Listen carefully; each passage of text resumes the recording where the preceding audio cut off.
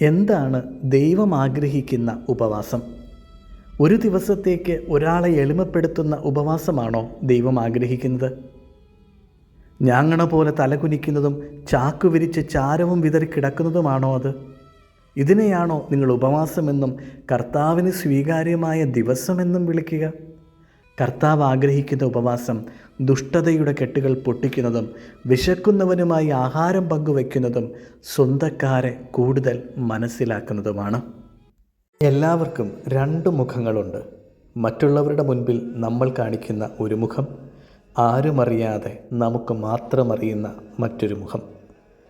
എല്ലാവരുടെയും മുമ്പിൽ സന്തോഷം പ്രകടിപ്പിക്കുമ്പോഴും സങ്കടം നിഴലിക്കുന്ന മറ്റൊരു മുഖം. അതുപക്ഷേ അത്രയും പ്രിയപ്പെട്ടവരുടെ മുമ്പിലാണ്, പ്രത്യേകിച്ച് ദൈവ തിരുമുമ്പിലാണ് നമ്മൾ പ്രകടിപ്പിക്കുക. പക്ഷേ എപ്പോഴും ഓർക്കുക, രണ്ട് മുഖങ്ങളല്ല പ്രശ്നം, കപടമുഖമാണ് പ്രശ്നം. ഈശോയ്ക്ക് കപടമുഖം ഇഷ്ടമല്ല. ചിരിക്കുമ്പോൾ സത്യസന്ധതയോടെ ചിരിക്കണം, കരയുമ്പോൾ അതിലും സത്യമുണ്ടാകണം.